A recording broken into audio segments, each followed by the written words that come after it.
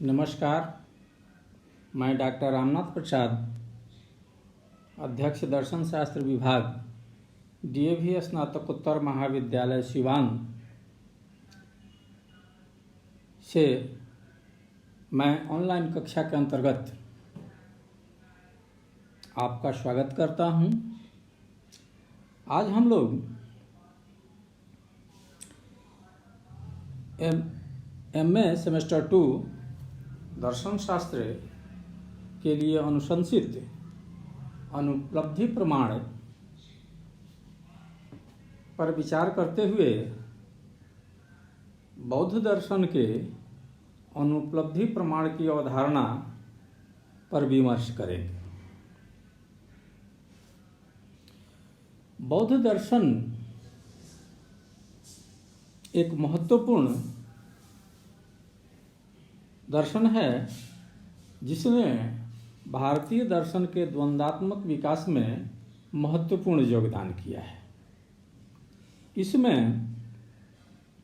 धर्मकृति नामक एक दार्शनिक हुए हैं जिन्हें भारत का इमैनुअल कांट कहा जाता है। इन्होंने बौद्ध दर्शन को बहुत ही व्यवस्थित और तार्किक रूप प्रदान किया है। धर्मकृति ने अभाव के ज्ञान पर विस्तार पूर्वक विचार किया है और जैसा कि ज्ञात है, बौद्ध दर्शन में निर्विकल्पक प्रत्यक्ष जो स्वलक्षण प्रत्यक्ष है के अलावा सभी प्रकार के ज्ञान को अनुमान ज्ञान कहा जाता है। तो अनुपलब्धि को भी, अभाव के ज्ञान को भी और अभाव ज्ञान के साधन को भी बौद्ध दार्शनिक अनुमान की श्रेणी में ही अंतर्भावित करने का प्रयास करते हैं। आज उनकी इसी अवधारणा पर हम विचार करेंगे। बौद्ध दार्शनिक धर्मकृति ने प्रतिषेध या निषेध, जिसका हम इनकार कर सकते हैं, या अनुपलब्धि की अवधारणा पर विस्तार पूर्वक विचार किया है। उनके अनुसार अभाव की समस्या तत्वमीमांसीय समस्या नहीं होकर एक ज्ञान मीमांसीय और तर्कशास्त्रीय समस्या है। अभाव कोई तत्व नहीं है, बल्कि भाषा और शब्द का भ्रमात्मक स्वरूप और अभिव्यक्ति दोष से उत्पन्न समस्या है। यह एक आत्मनिष्ठ समस्या है जो किसी निश्चित देश काल में किसी वस्तु विशेष की अनुपस्थिति से उत्पन्न होता है। उनके अनुसार अभाव एक भाषा दोष के कारण उत्पन्न समस्या है। यह एक आत्मनिष्ठ समस्या है, अर्थात हम अभाव का मतलब है कि मैं महसूस कर रहा हूँ कि जो कोई चीज़ होनी चाहिए और नहीं है। मेरे पास गाड़ी होनी चाहिए परंतु नहीं है। यह बिल्कुल आत्मनिष्ठ समस्या है जो किसी निश्चित देश काल में किसी वस्तु विशेष की अनुपस्थिति को दर्शाता है। जैसे आज के समय में ऐसा हम सोच लेते हैं कि गाड़ी की आवश्यकता है और गाड़ी नहीं है, परंतु बेरोजगारी की स्थिति में कोई व्यक्ति यह नहीं सोच सकता है कि उसके पास गाड़ी होनी चाहिए। जब कोई ज्ञाता किसी वस्तु को स्थान विशेष में देखना चाहता है और उसे नहीं देख पाता है, तो वह वस्तु के अभाव की संज्ञा दे देता है। जैसे हम चाहते हैं कि कोई वस्तु यहाँ हो, जैसे हम चाहते हैं कि मेरे कमरे में सुंदर फूल हों अगर वह नहीं है तो हम उसे फूल के अभाव का या पुष्प के अभाव का की संज्ञा दे देते हैं। हम यह सोचते हैं कि हमारे पास कंप्यूटर होना चाहिए और हमारे पास कंप्यूटर नहीं है तो हम उसे अभाव मान लेते हैं या अभाव के रूप में पहचानते हैं। इसी तरह हर समस्या जो हम यह मान लेते हैं कि यह हमारे पास होना चाहिए या किसी स्थान विशेष पर होना चाहिए, अगर वह वस्तु वहाँ नहीं मिलती है तो हम उसे अभाव कहते हैं। अभाव का विचार एक अनुभूति से उत्पन्न होता है, जो अनुभूति ज्ञाता की चेतना में संपन्न नहीं हो पाती है। जैसे भूख लगने पर हमें भोजन करने का मन करता है, लेकिन जब भोजन नहीं मिलता है तब महसूस होता है कि मेरे पास भोजन का अभाव है, अर्थात भोजन प्राप्त नहीं होता है या हम किसी वस्तु को देखना चाहते हैं उसे नहीं देख पाते हैं, किसी स्वर को सुनना चाहते हैं और नहीं सुन पाते हैं, किसी स्पर्श को महसूस करना चाहते हैं और नहीं महसूस कर पाते हैं, इसी तरह किसी स्वाद का आनंद लेना चाहते हैं और नहीं ले पाते हैं, तो हमें उस रूप, रस, गंध, स्वाद और शब्द का अभाव महसूस होता है। उनका कहना है कि घट का अदर्शन, माने कमरे में घड़े का दिखाई नहीं देना, घट का अभाव नहीं है, बल्कि घट कहीं अन्यत्र उपस्थित हो सकता है। घटाभाव शब्द बोधगम्य होने के बावजूद असंभव ही है। ऐसा ज्ञान सम्यक ज्ञान नहीं है। यह एक सब्जेक्टिव ज्ञान है, यह एक आत्मगत ज्ञान है। धर्मकृति के अनुसार सम्यक ज्ञान दो तरह का होता है, प्रत्यक्ष और अनुमान। प्रत्यक्ष कल्पनापूर्ण और अभ्रांत ज्ञान है, इसका विषय स्वलक्षण।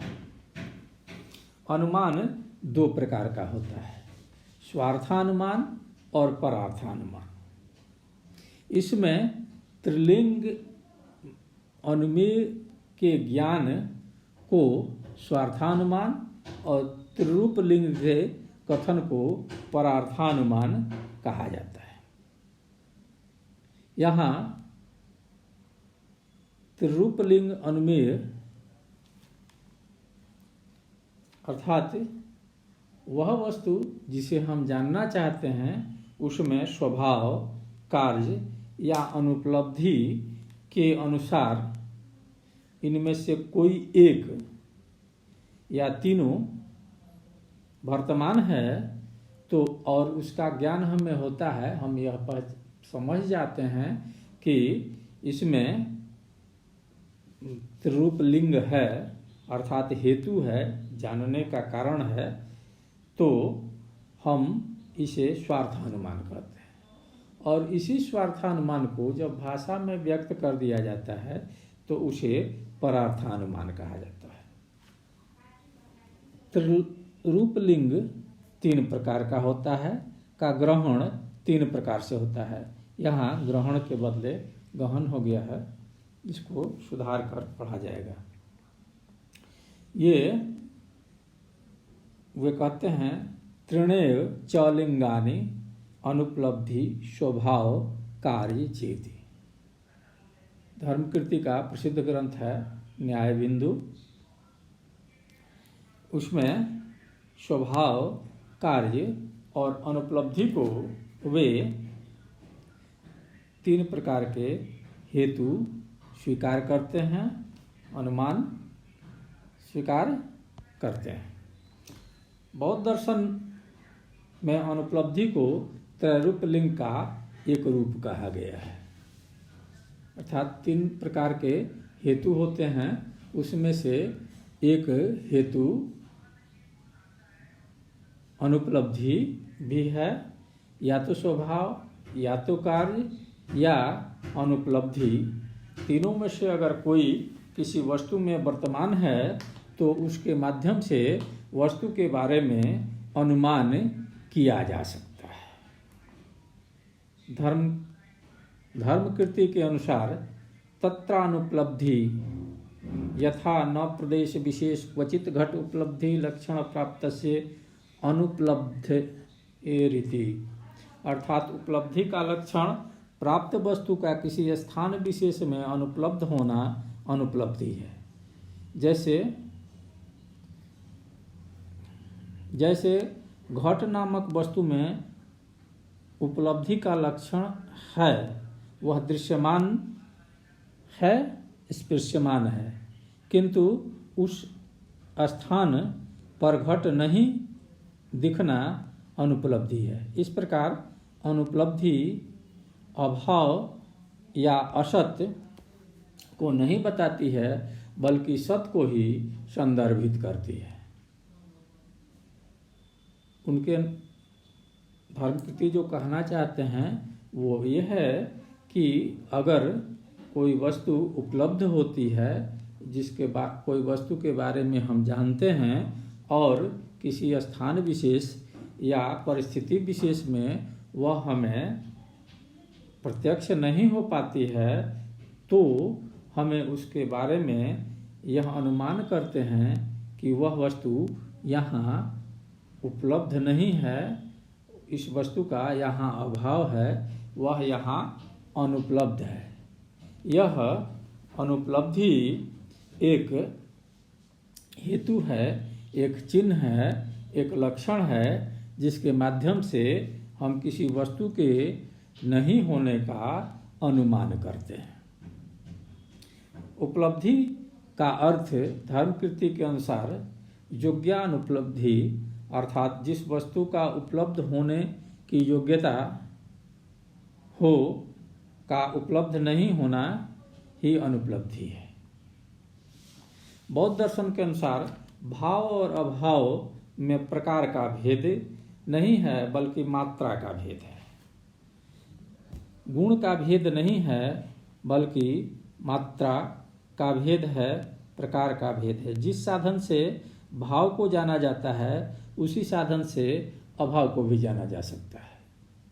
उनके अनुसार प्रतीत्य समुत्पाद होता है, अर्थात एक वस्तु असत्य होती है तो दूसरा वस्तु सत्य होता है, अर्थात सत्य में असत्य और असत्य में सत्य वर्तमान रहता है। इसलिए यह प्रश्न उठाना कि भाव पदार्थ से भाव साधन से भाव पदार्थ को जाना जा सकता है और निषेधात्मक साधन से अभाव पदार्थ को जाना जा सकता है, यह निरर्थक है। यह द्विगुणित ज्ञान मीमांसा या दो गुणों वाला ज्ञान मीमांसा, दो गुणों वाला तर्कशास्त्र बौद्ध दार्शनिक नहीं मानते हैं, जिसमें एक तथ्य दूसरे को व्याघातक माना जाता है। जैसे सत्य का विपरीत असत्य, व्याघातक असत्य। इसी तरह से ट्रू या फॉल्स। तो बौद्ध दार्शनिकों के अनुसार प्रत्येक सत्ता में भाव और अभाव दोनों रहता है। इसलिए यह प्रश्न उठाना कि भावात्मक सत्ता के लिए भावात्मक साधन और अभावात्मक सत्ता के लिए अभावात्मक साधन की आवश्यकता होती है, यह निरर्थक है।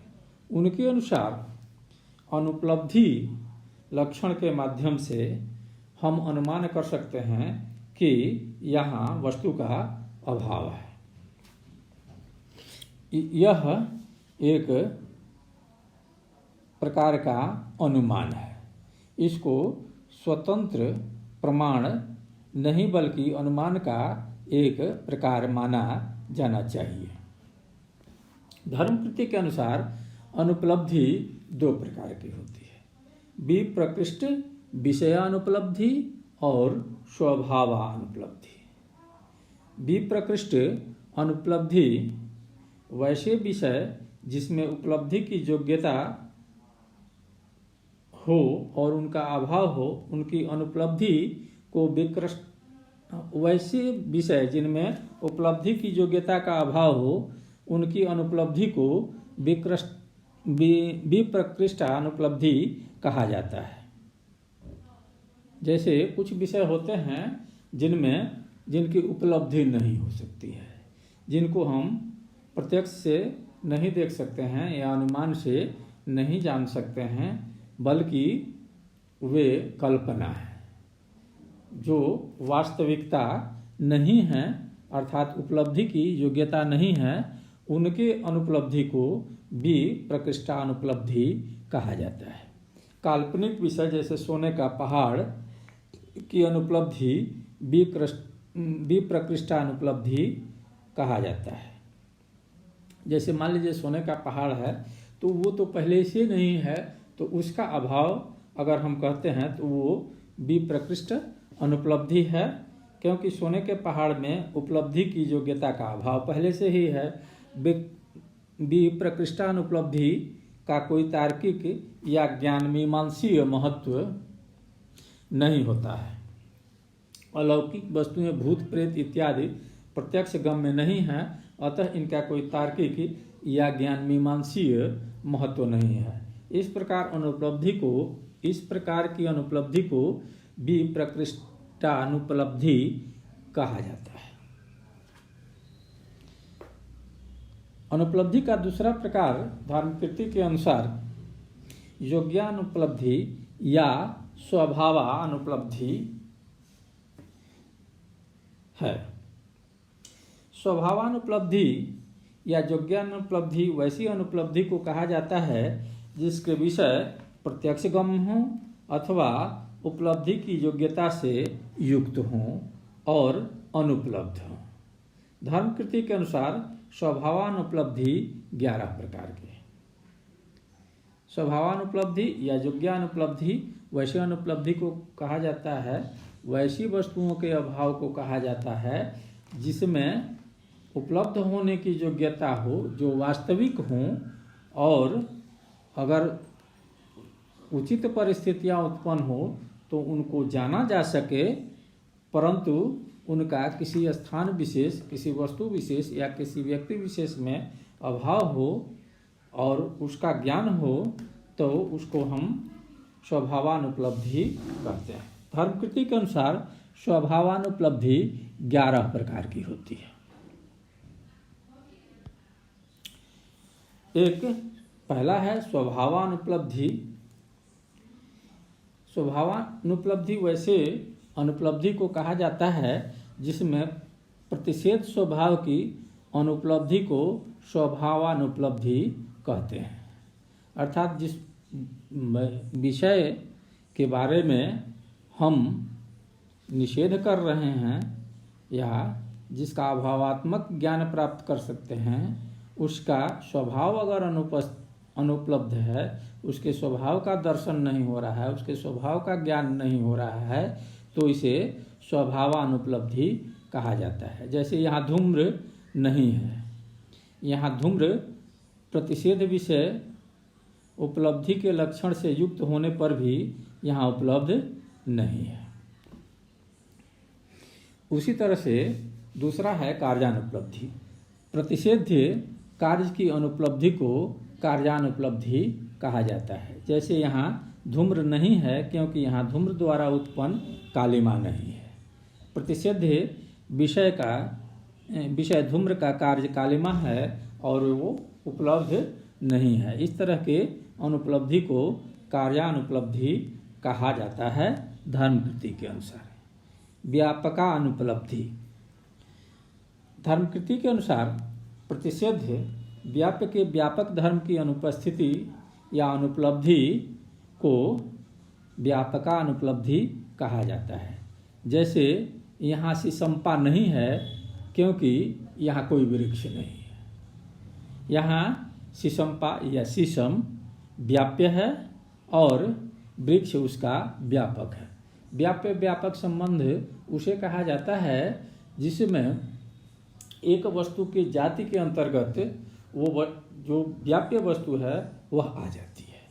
जैसे शीशम्पा एक प्रकार का वृक्ष है, वृक्ष बहुत सारे हैं, उसमें से कुछ वृक्ष शीशम्पा हैं।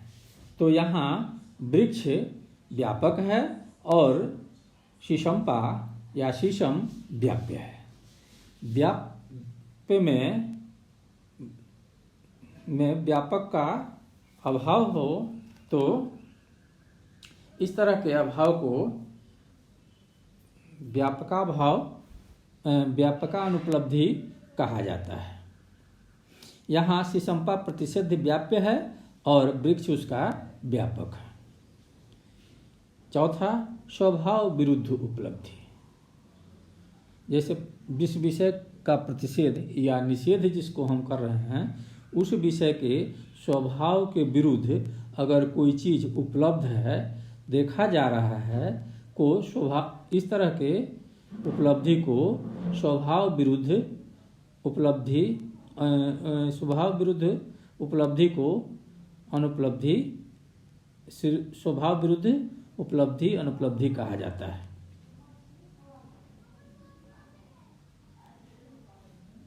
जैसे यहाँ शीत, हम शीत को या ठंड को अस्वीकार करते हैं, माने यहाँ शीत नहीं है या ठंडक नहीं है क्योंकि यहाँ अग्नि उपलब्ध है। जैसे जाड़े के दिन में कोई व्यक्ति शीत को अस्वीकार करना चाहता है, उसका अभाव करना चाहता है, तो वह देखता है कि कहीं अलाव जल रहा है, तो वह सहज ही अनुमान कर लेता है कि वहाँ शीत का, ठंड का अभाव होगा, क्योंकि उसके स्वभाव विरुद्ध की वहाँ उपलब्धि है। शीत का स्वभाव विरुद्ध उपलब्धि उष्णता है और अग्नि होने से वह स्वभाव विरुद्ध उपलब्ध है। इस तरह के स्वभाव विरुद्ध उपलब्धि को स्वभाव विरुद्ध अनुपलब्धि कहा जाता है।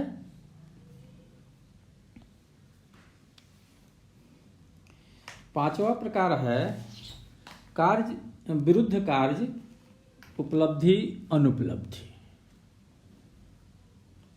अर्थात विरुद्ध कार्य उपलब्धि अनुपलब्धि तब होती है जब प्रतिषेध या जिस वस्तु का निषेध किया जाता है के विरुद्ध का कार्य उपलब्ध होता है।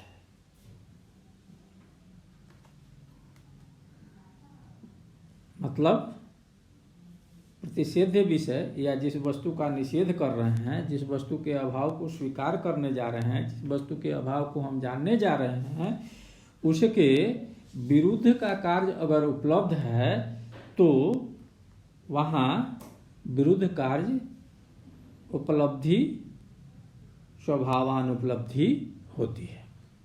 जैसे यहाँ शीत नहीं है क्योंकि यहाँ धूम्र उपलब्ध है। तो धूम्र अग्नि का कार्य है और वह शीत का विरोधी है, तो शीत अभाव का ज्ञान या ठंडक के अभाव का ज्ञान हमें धुएं से हो रहा है, क्योंकि यह ठंड के विरोधी का कार्य है। ठंड का विरोधी आग है और आग का एक कार्य धुआं भी है।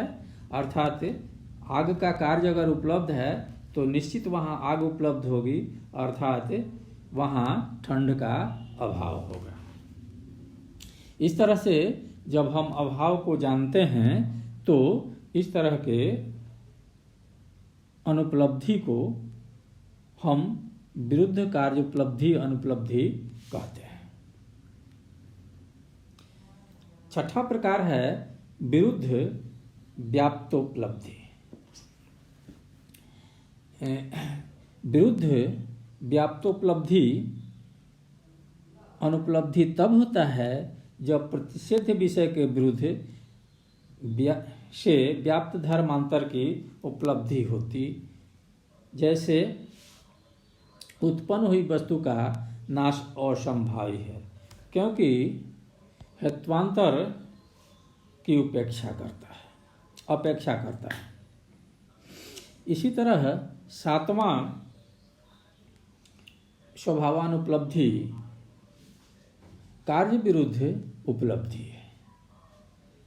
यह अनुपलब्धि तब होता है जब प्रतिषिद्ध अर्थात अभाव, जिसे हम जानना चाहते हैं, जिस विषय का निषेध करना चाहते हैं, के कार्य के विरुद्ध की उपलब्धि होती है। जैसे अप्रतिबद्ध सामर्थ्य वाले शीत का कारण नहीं है, क्योंकि यहाँ अग्नि है।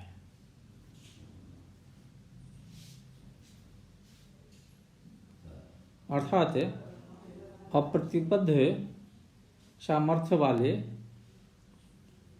का कार्य विरुद्ध अग्नि है। इस तरह के स्वभावानुपलब्धि को कार्य विरुद्ध अनुपलब्धि कहा जाता है।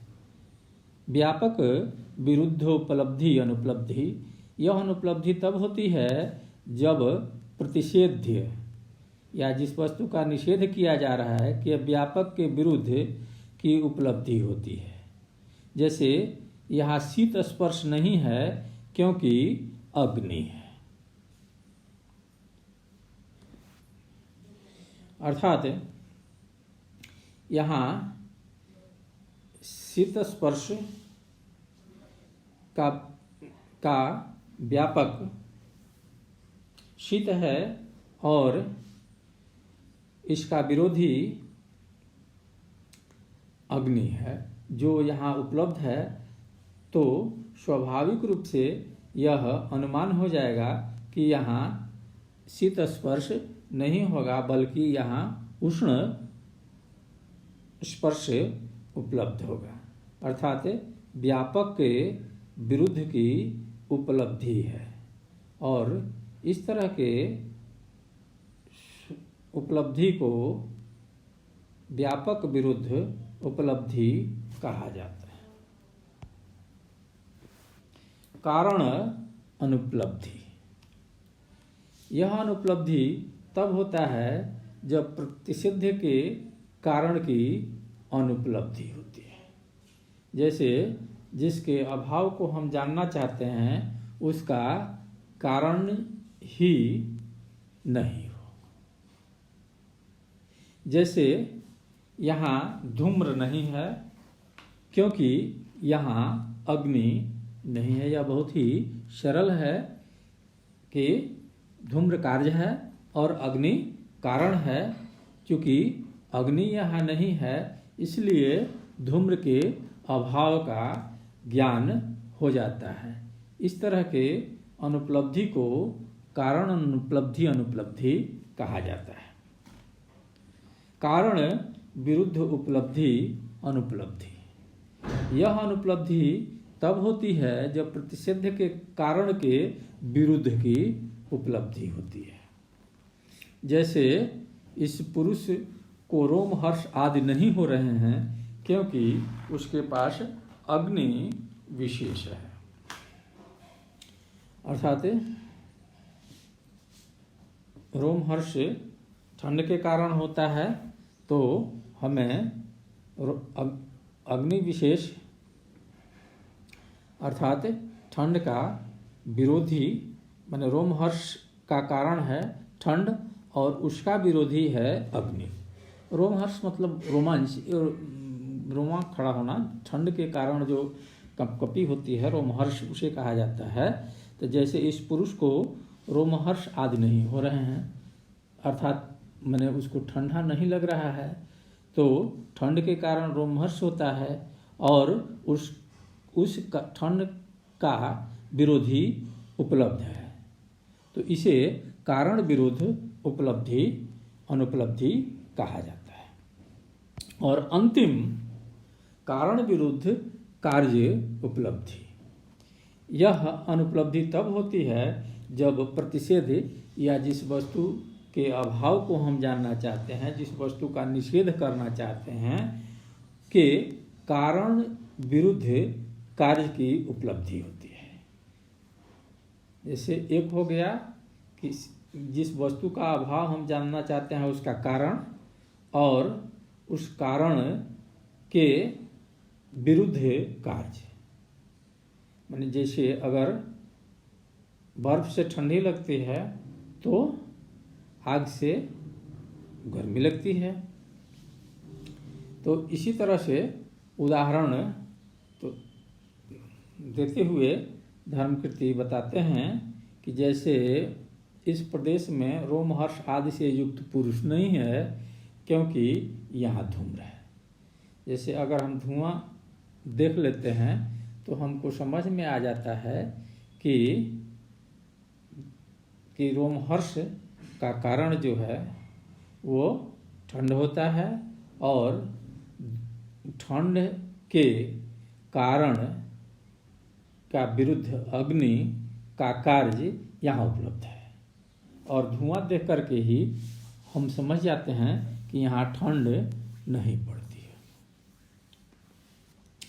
इस तरह हम देखते हैं कि बहुत ही कठिन तर्कों के माध्यम से और सूक्ष्मतापूर्वक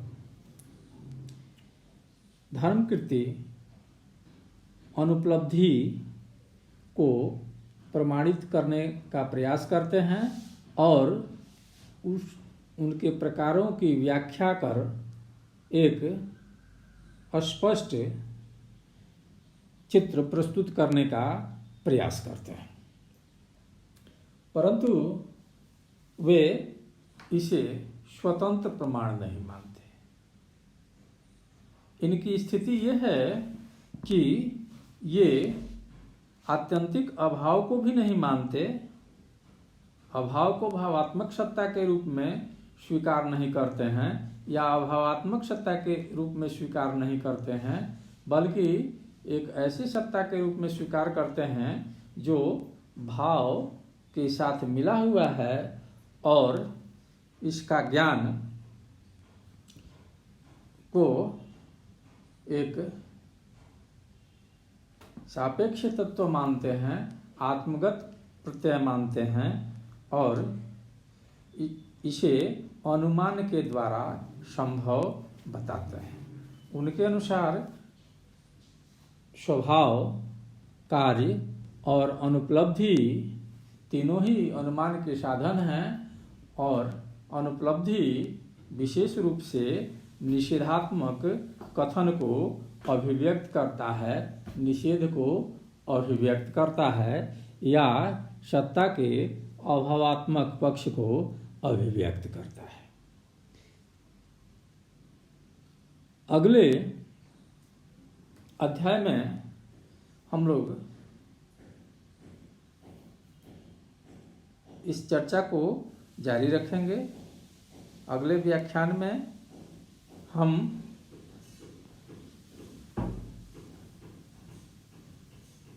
कुमारिल वेदांत के अर्थात मीमांसा भाट मीमांसकों और वेदांतियों के अनुपलब्धि प्रमाण के विचार पर विमर्श करेंगे, और तब हम निष्कर्षात्मक रूप से इस तथ्य पर विचार करेंगे कि क्या सचमुच अनुपलब्धि एक स्वतंत्र प्रमाण है।